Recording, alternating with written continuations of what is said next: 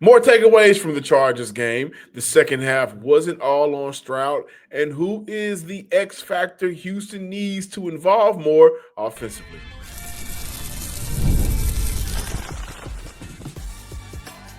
You are Locked On Texans, your daily podcast on the Houston Texans. Part of the Locked On Podcast Network, your team every day.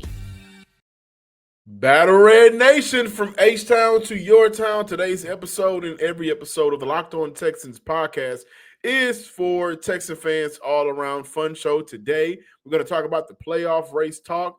Houston has a couple of teams that they can take on. And I know Texan fans, they ain't scared of nobody right now. Neither should they be. So we'll have that conversation to close off today's show.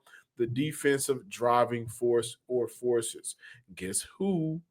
And I'm still playing around with the HOU thing for the word who. For those that are not watching, but for my people that are listening, it's up on the screen. So we'll talk about that. I don't think it'll be a surprise. I think this player has proven to be one of the best players at his position in the NFL because he does multiple things. Who am I talking about? My everydayers probably know. We'll dive into that in the second half. But just more takeaways from Saturday's game and the X factor for this Houston Texans offense. Again, guess who? To all of my everydayers from the Himalayas, thank you for making the Locked On Texans podcast your first listen of the day, for being everydayers and a part of the Locked On Podcast Network, now the number one sports podcast network in the nation. And for listening to myself, your Texas credentialed media member and football analyst, John Hickman. First of all, shout out to the Cougs. I covered the Houston Cougars on Saturday. It was a big Saturday for Houston sports. Rockets won, Texans won, Cougars won. I think that they will have a bright future moving forward. So if you are Coug right now, just stop and say, whose house? Coug's house. Now, you guys are here for Texans Talk, and let's dive into it. I want to talk about C.J. Stroud. He mentioned just taking on that Chargers defense, what he noticed on attacking the defense early on, and how things changed throughout the game. Yeah, I mean, they play really a solid, shell defense, and kind of like the way the league is going on defense is like they're playing too high shell, and, they're trying to, take away your best guy. So we kind of knew that, and, came up with some good plays and designed some good plays just to pick on that. And, got to just keep that going. It can't just be in the first quarter. It got to be throughout the whole game. So I think something we can learn from is, is just keeping the gas on and making sure, we're still calling it. I'm taking care of the ball, and, we're moving forward. Yeah, and I agree. I think Stroud was right. The offense went somewhat conservative after that second interception, which was a bad throw and decision from C.J. Stroud. I agree there with him. Like, he has to be a little bit better. The first one, I think, was just a good play by the defense, tipping the pass. The second one, you want to see your quarterback be better there. And I'm not here to nitpick C.J. Stroud. I thought that for majority of the day, especially getting Houston up 14 points, I thought Stroud had a good day, all things considered, but I don't think the conservativeness from the offense was strictly due to play calling and C.J. Stroud. Houston had some tough moments to overcome due to their own mistakes, and after the first two drives, which made it hard for them to continue their offensive success. You got the 15-yard penalty from Schultz on the fourth series of the game. That eliminates an 8-yard gain instead of 3rd and 2. Now Houston was looking at 3rd and 17. They also got the Schultz fumble. That eliminated a first down. And then you got the Nico Collins holding penalty in the third, eliminates an 8-yard gain. So instead of the 2nd and 2, Houston is now looking at 1st and 18. And from that point, they had negative plays back to back. They didn't get another positive play until 3rd down, but it wasn't enough.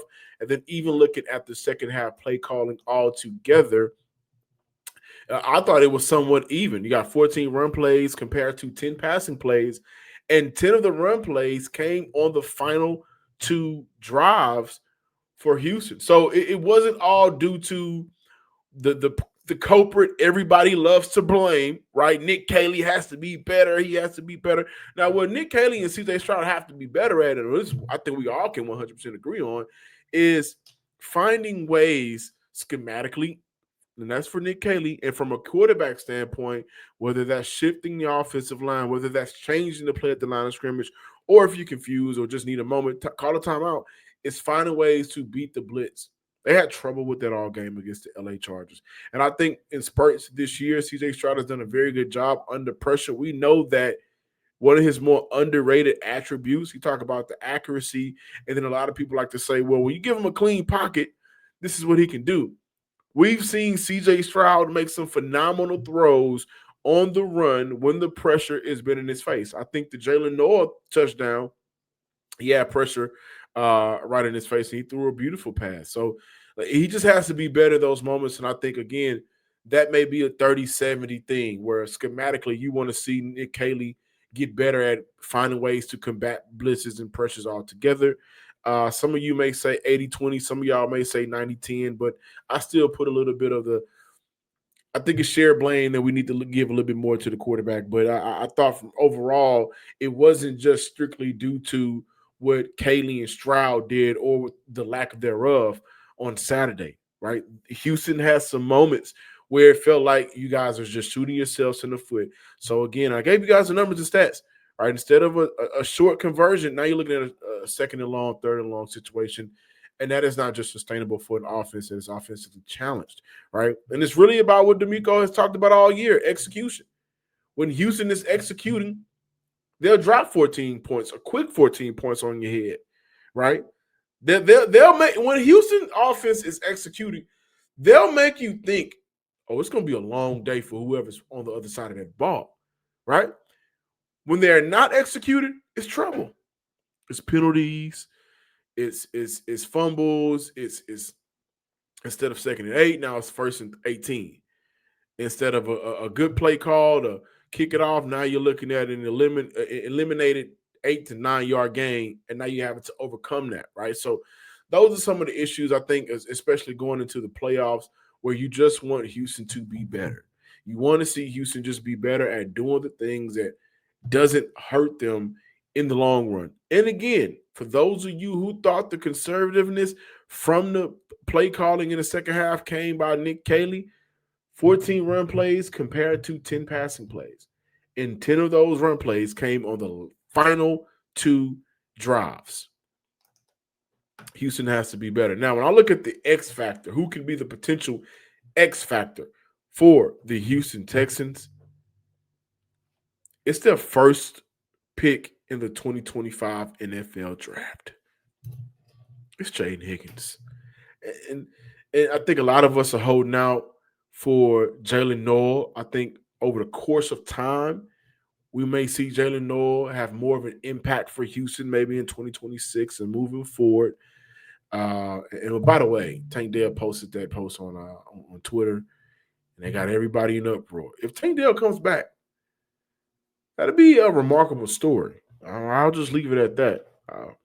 But for Jaden Higgins, the reason why I'm going to call him an X factor is because he just doesn't get the opportunities he needs to leave an impact consistently, right? Now look at what he's done best this year for Houston.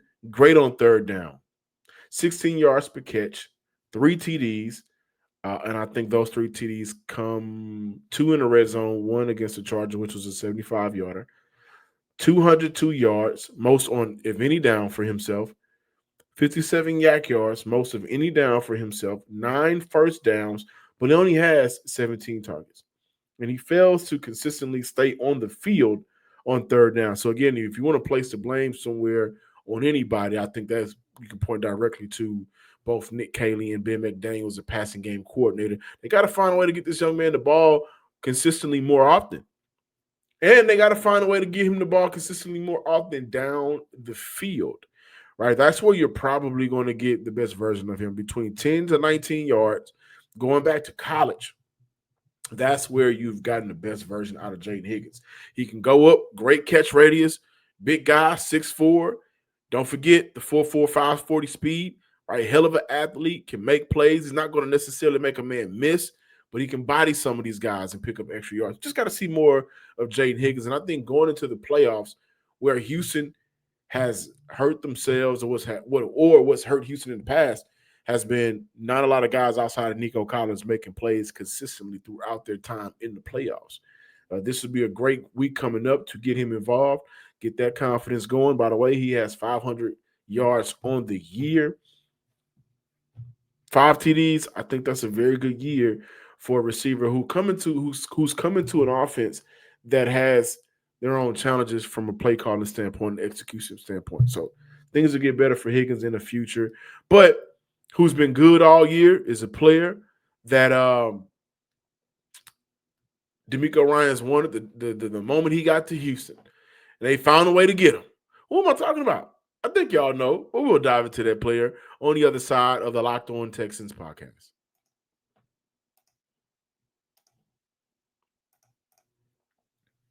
And before that conversation, it's important to talk about gusto. Let's be real. No one starts a business for the joy of calculating tax withholdings or managing payroll spreadsheets. That's where Gusto comes in to take the stress out of payroll, benefits, and HR so you can focus on running your business and supporting your team. Gusto is the real life all in one remote friendly payroll and HR platform that makes managing your team simple, transparent, and fast. Whether you're hiring, onboarding, or paying employees, Gusto helps you do it all from one place without the hassle or hidden fees. Unlimited payroll runs for one monthly price, which means no surprises, no changes at the end of the month. Try Gusto today at gusto.com/lockedonnfl and get 3 months free when you run your first payroll. That's right, 3 months free of payroll at gusto.com/lockedonnfl. One more time for you guys out there that's writing it down. Gusto.com/lockedonnfl. Texas fans, it is time to talk about how the Houston Texans, and we're going to hear from CJ Stroud really quickly, but how the Houston Texans are just being, blessed to be where they are right now in the position that they're in. CJ, how do you feel about just being in the playoffs after starting where you guys started?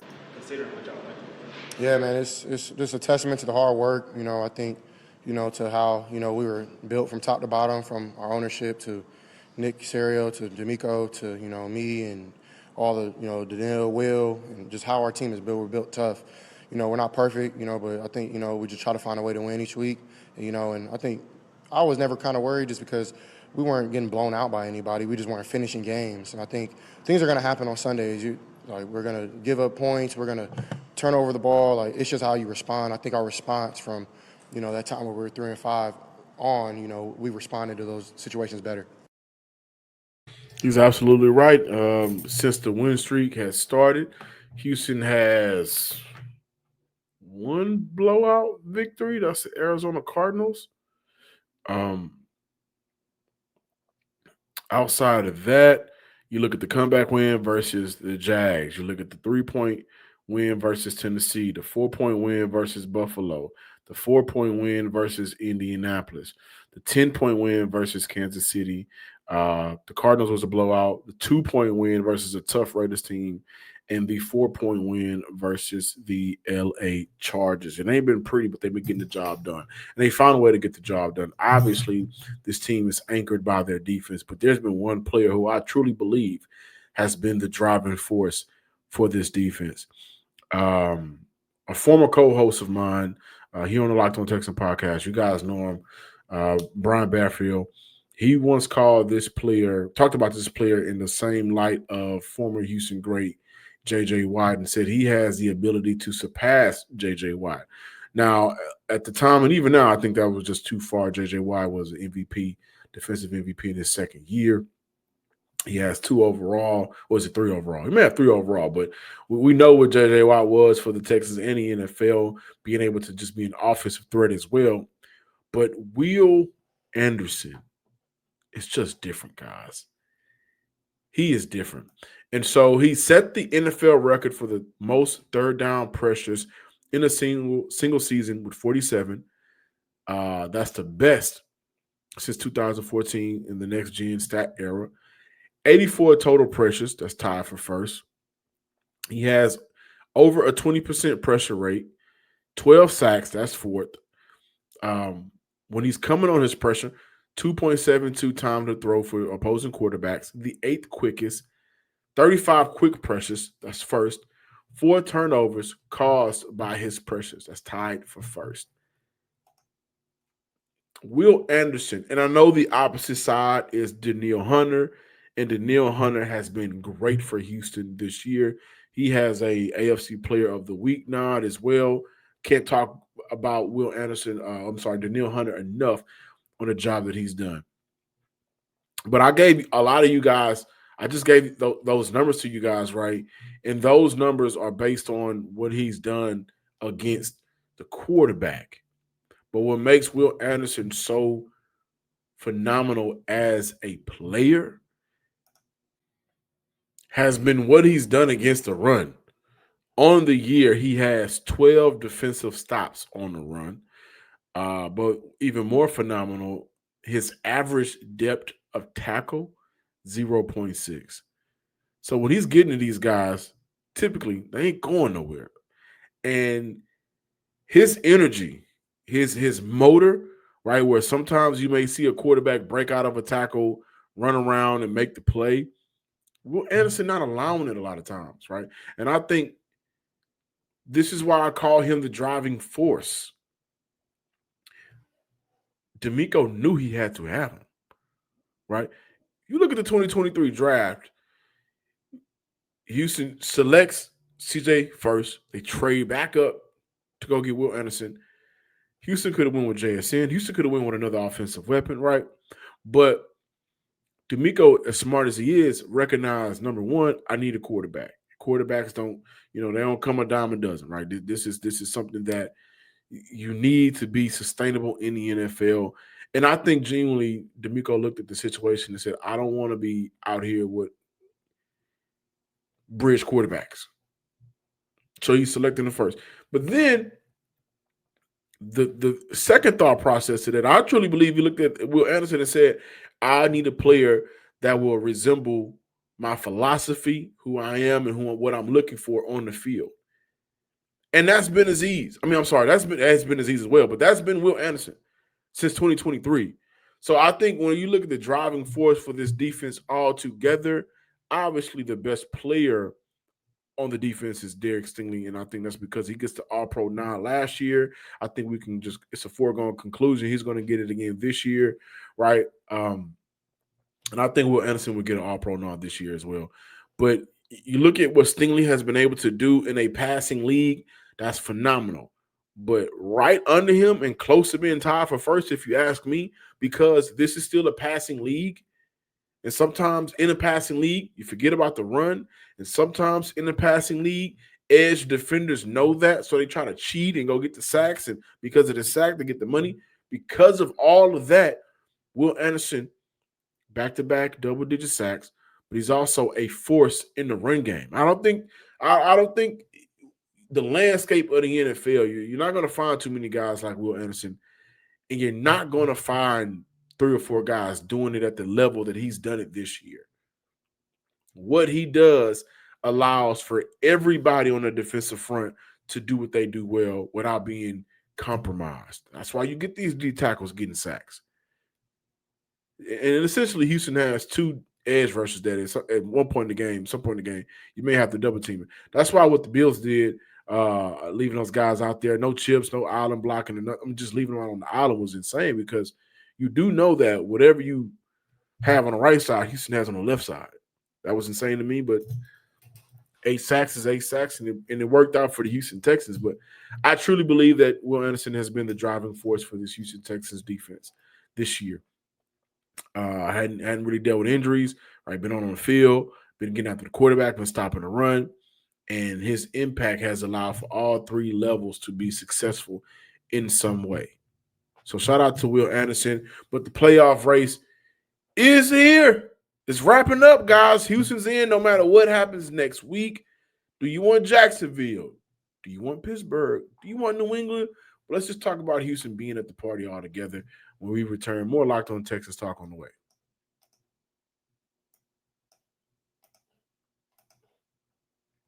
Before diving into that conversation, this episode is brought to you by Prize Picks. Whether you're starting a new routine or jumping into a player projection for the first time, trying something new can feel like a challenge, But with prospects, it's always good to be right. With high pressure football matchups every weekend and elite hoops action almost every night, the action never slows down, and Prospects lets you stay in control. Prospects is the daily fantasy app that makes watching sports even more exciting by letting you build lineups based on player projections. No draft, no waiting, just pick more or less and play your way. It's made watching games more engaging, especially when following individual player performances. And I personally love the flexibility with options like the flex play, where you can still get paid even if one pick misses. Download the Prospect app today and use code Locked On NFL to get $50 in lineups after you play your first $5 play. That's code Locked On NFL to get $50 in lineups after you play your first $5 lineup. Prospects is good to be right.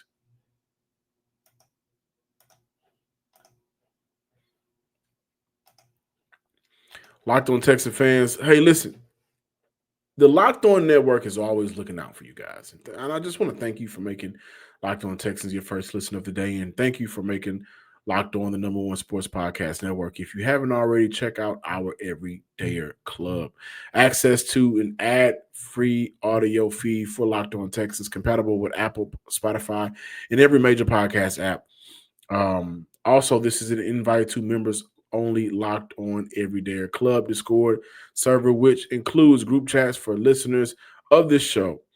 So you can get a chance to hang out with me. We'll get this set up for the new year. Go to lockedon texans.supercast.com or tap the link in the show notes to learn more. Now, Texan fans, the playoffs are here. Houston is currently number 5, and that means they currently would take on the Pittsburgh Steelers. Got Houston at 5, Chargers at 6, Buffalo at 7. The only thing that could possibly change next week, huge playoff implications, the Pittsburgh Steelers versus the Baltimore Ravens. If Baltimore wins that game, they would flip to 4 and Pittsburgh would flip to 9 on the year. So that's the playoff implication, obviously, for Houston. They would have to travel to Baltimore when how Derrick Henry has been running this year. I know ain't nobody scared. I know Texas fans ain't scared out there, but I think that the more favorable matchup for Houston would absolutely be Pittsburgh. Although it feels like Texas fans want to just kind of get cocky about themselves, rightfully so, and say, bring on whoever, and I'm with you. For CJ Stroud, he was asked over the weekend after the Chargers game, when did he know they were special? Listen to him. Training camp. It's just, I don't. If you look at the NFL, every game almost comes to one score. And, just because it wasn't going our way for 3 weeks in the beginning doesn't mean it's not going to go the rest of the week. Like, what if we would have won out? Like, that was our mindset every game, just one game at a time. And that doesn't mean, like, the urgency wasn't up. The urgency's up every week. But I think, for us to, be able to, take it one game at a time is why we're in the position we're in. One game at a time has led Houston to not losing in December. It will officially be a victory December, a victory winter for the Houston Texans. And so I wanted to talk about the playoff race simply because for Houston, it's just phenomenal that they made it, right? I think we can agree on that. And it does absolutely feel like when you look at the quarterbacks that are in the playoffs, and the playoffs are a different beast, no doubt about it. But specifically the first round where Houston has won the last 2 seasons, if they take on the Pittsburgh Steelers, who do you fear offensively for the Steelers that you really believe can match up with Houston? I just saw Aaron Rodgers the other day try Denzel Ward, who is one of the better cornerbacks in the NFL. I think we can agree on top 4, top 5 in the league, right? PS2, Stingley 1A, however you want to look at it. And then after that, Ward's in that mix. Saw him Aaron Rodgers try Ward 3 times in a row with the game on the line, completely ignoring guys underneath. You can't do that with Stingley. You can't do that with Kamar. And so Obviously, Houston has to execute against a cerebral-minded quarterback like Aaron Rodgers, but the matchups versus matchups. Houston's D front versus their O line. Right, the physicality, the brand that the Pittsburgh Steelers like to play with. It ain't the same, still physical, but the brand of football right now defensively. Do you trust Houston's defense to make a play, or do you trust Pittsburgh's defense to make a play versus whoever offense? And so we can take those things into account. And I just think right now, asking Aaron Rodgers to go up against those two edge rushers at his age, it's just too much of him. So, like the matchups for Houston, whether it's Denver, everything rolls back to one player. Who do you trust Bo Nix in some of these high stakes moments? New England, with this team being so inexperienced outside of, especially offensively, outside of Ramondre Stevenson has experienced some playoff success when he's gotten to the playoffs. We know Stephon Diggs has some playoff success. He's been featured in the playoffs. But Mac Hollins is on IR right now. But for the most part, it goes back to something of right now, who do you trust? I think Mike Vrabel versus D'Amico Ryans is a good matchup, but this is still a very inexperienced team compared to Houston. Majority of their starters, if not all, has experienced success for and in Houston, especially on the defensive side of the ball. So it's going to be a tough matchup there. But the only clear-cut team that I think is of Houston's level right now is Jacksonville. That is, and I'm just being honest. I think, it's Jacksonville. And if Houston wins next week, they'll stay at 5. And they would take on Pittsburgh. But if something happens, I think Jacksonville will be an exciting game. But overall, every team in the AFC has a question mark next to them. And for a lot of these teams right now, it's the quarterback position. Aaron Rodgers, quarterback position. Denver, quarterback position. I think even with Buffalo right now, obviously, Josh Allen, we like to say Josh Allen is Josh Allen. But Houston has shown in that case, not everybody else, but in the case of stopping Josh Allen, they've shown themselves to have the formula. They've shown themselves to have the formula against the Chargers if they meet them in the second round of the playoffs, which is why the reality of Houston making a push to at the very least, AFC Championship game, I think is a real reality. Why? Simply because the playing field is extremely even across the board, if you ask me. If you ask me, the playing field is extremely even. And if I'm looking at each team, Denver's defense, okay, but Houston got the same defense. New England's offense.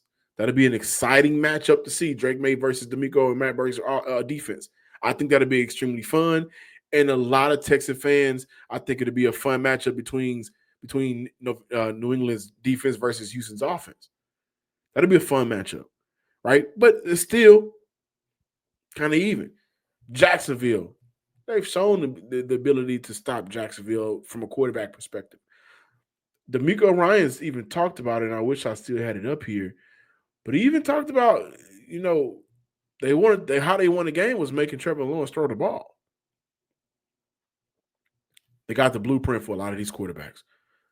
That's why you can sit back and say, hey, man, if Houston can get out to an early lead like they did against the Chargers, or if they can score early and make the third quarter push more successful, then they'll have a shot. I think, knock on wood for a lot of you Texan fans, it's possible that they can make that run. The race is real. And I'm going to be following it every step of the way here on the Locked On Texans podcast. Please be sure to subscribe, like, and comment on YouTube, wherever you listen to your podcast. And follow me on Twitter at John_Hickman12, and also on Instagram at SomeSportsGuy. Until next time, Texas fans across the nation. Hey, we in this thing together, man. We in it together. My brothers and sisters in Swarm. Peace.